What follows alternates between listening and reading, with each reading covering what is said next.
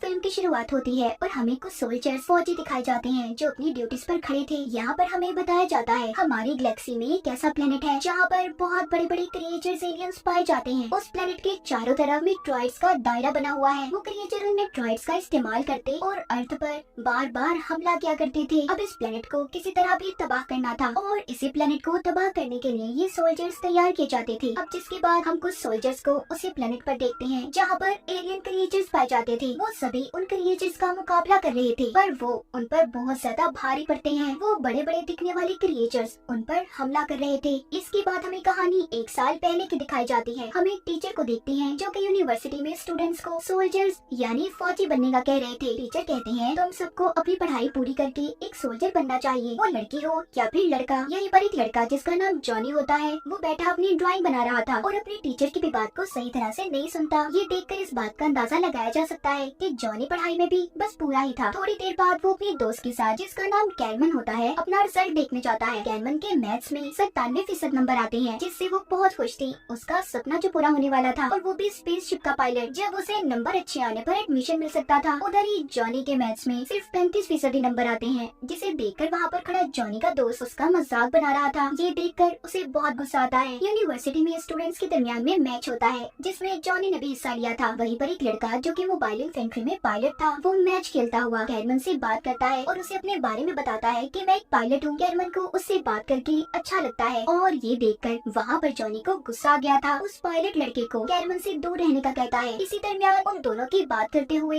लड़ाई हो गई थी। ऐसा इसलिए था क्योंकि जॉनी कैरमन को पसंद करता था और इसी गुस्से में जॉनी ने मैच को जीत भी लिया था। अब जब वो घर आता है तो अपने मॉम डैड से मोबाइल इन्फेंट्री में जाने की बात करता है जिस पर उसके डैड उसे मना कर देते हैं, ये कहकर कि वहाँ पर जाकर तुम्हारी जान को भी खतरा हो सकता है और हम ऐसा नहीं चाहते कि हमारे बेटे को कोई भी नुकसान हो। पर जॉनी की मॉम इस बात को समझ जाती है कि जॉनी कैरमन के पीछे मोबाइल इन्फेंट्री में जाना चाहता है और इसीलिए अब वो अपने बेटे की खुशी की खातिर मान भी गई थी। जिसके बाद हमें मोबाइल इन्फेंट्री दिखाई जाती है जहाँ पर जॉनी और कैरमन अपने फॉर्म को जमा करवाने आए थे। तभी यहाँ पर जॉनी का दोस्त भी आ जाता है जो यहाँ पर साइंटिस्ट की पोस्ट पर आया था। अब इन तीनों को अलग अलग हिस्से में भेज दिया जाता है। कैरमन को वहाँ पर जहाँ पर पायलट्स को स्पेसशिप उड़ाने की ट्रेनिंग दी जाती थी, जॉनी के दोस्त को उस जगह पर जहाँ बहुत से क्रिएचर्स को पकड़ कर रखा जाता और उन पर एक्सपेरिमेंट किए जाते थे, जबकि जॉनी को उस प्लेनेट पर भेज दिया जाता है जहाँ पर सोल्जर्स फौजी बनने की ट्रेनिंग दी जाती थी। ये सुबह होते ही अपने अपने प्लेनेट्स पर निकल गए थे जहाँ पर इन्हें ट्रेनिंग दी जानी थी। जॉनी भी अपने सोल्जर्स ट्रेनिंग में आ गया था। वहाँ पर एक बहुत सख्त ऑफिसर था जिसने इन्हें ट्रेनिंग देनी थी। थोड़ी देर के बाद उधर एक और लड़की आती है जो जॉनी के साथ ही पढ़ा करती थी और उसे पसंद भी करती थी, मगर इस बारे में जॉनी कुछ भी नहीं जानता था। कैराबिन की ट्रेनिंग शुरू हो जाती है। ऑफिसर सबसे चाकू से बोर्ड पर निशान लगाने का कहते हैं। यहीं पर एक लड़का बोलता है कि अगर हमें गन बंदूक से ही लड़ना है तो चाकू का क्या काम। ये सुनकर ऑफिसर चाकू को लेकर उसकी तरफ फेंकता है जो सीधा उसके हाथ में आकर लगा था और कहता है जब दुश्मन सामने होना तो ये नहीं देखा जाता कि हमने चाकू से वार करना है या गन से। ऐसा सख्त रवैया ऑफिसर का देखकर सब घबरा गए थे। दूसरी तरफ कैरमन जिसको स्पेसशिप को चलाने का कहा गया था उसके साथ और पायलट्स भी थे। कैरमन का काम इस स्पेसशिप को बड़े से स्पेसशिप के पास से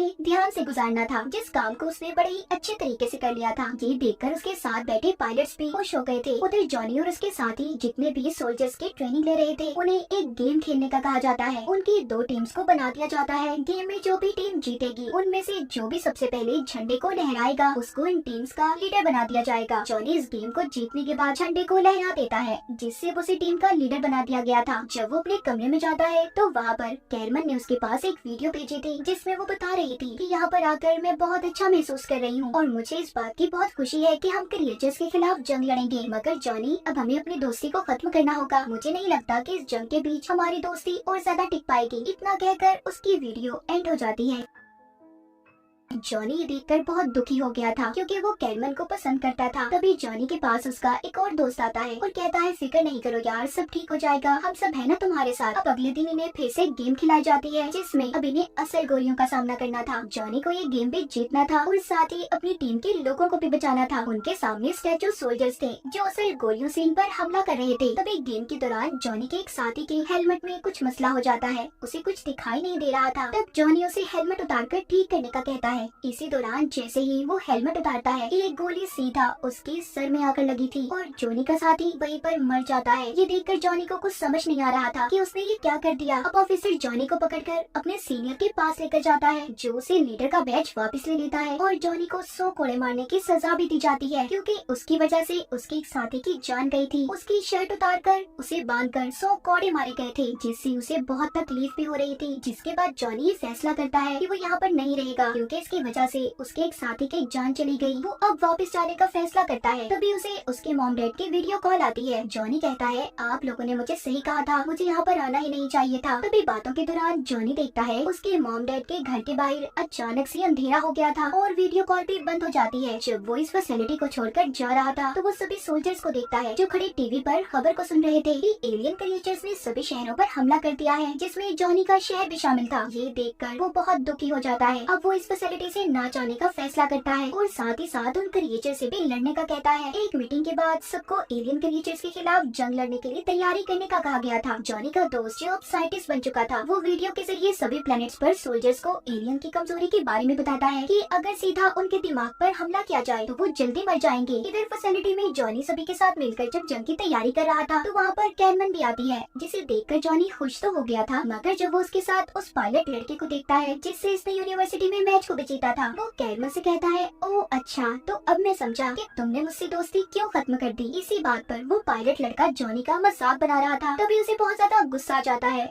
जिससे उस पायलट लड़के और जॉनी के दरमियान में लड़ाई हो गई थी। इस लड़ाई में जॉनी बहुत ज्यादा जख्मी हो जाता है, इसीलिए उसे हॉस्पिटल भेज दिया गया था। अब उसके पास उसके दोस्त आते हैं, जिसमें वो लड़की भी थी जो जॉनी को पसंद किया करती थी। ये सब मिलकर जॉनी को कहते हैं कि फिक्र नहीं करो, हम है ना तुम्हारे साथ। और साथ ही अब इन्होंने बाजू पर एक जैसी टैटू को भी बनवा लिया था। अब ये सभी एलियन क्रिएचर्स के प्लेनेट पर जाने के लिए तैयार थे। सब अलग अलग स्पेसशिप में सवार हो जाते हैं। जिस स्पेसशिप में जॉनी था, उस स्पेसशिप को कैरमन और पायलट लड़का चला रहे थे। जब ये उनके प्लेनेट की तरफ बढ़ते हैं तो इन्हें अपनी तरफ आती हुई रोशनी दिखाई देती है। कैरमन के साथ बैठे कैप्टन कहते हैं कि इसका हमें कोई खतरा नहीं, हमने इस पर रिसर्च की है। मगर जब ये थोड़ा सा आगे जाते हैं तो इन्हें पता चलता है कि वो रोशनी कोई आम रोशनी नहीं थी, बल्कि एलियंस क्रिएचर की भेजी गई खतरनाक रोशनी थी, जो इनके स्पेसशिप को नुकसान पहुंचा रही थी। पर जैसे तैसे करके कुछ स्पेसशिप प्लेनेट पर लैंड कर जाते हैं। उनमें से सोल्जर्स निकलकर एलियंस पर टूट पड़े थे, लेकिन इसी लड़ाई के दौरान जॉनी के एक दोस्त को क्रिएचर एलियन ने मार दिया था, जो दिखने में काफी अजीब और किसी बड़ी सी मकड़ी जैसे लग रहे थे। इधर जमीन के फटने की वजह से वो लड़की भी नीचे गिर जाती है, जो जॉनी को पसंद किया करती थी। उसे भी एक एलियन क्रिएचर खींचकर ले जा रहा था। तभी सभी सोल्जर्स को वापस जाने का हुक्म दिया जाता है, क्योंकि एलियन क्रिएचर्स उन सोल्जर्स पर भारी पड़ रहे थे, जैसे उन्हें पहले ही पता हो कि उन पर हमला होने वाला है।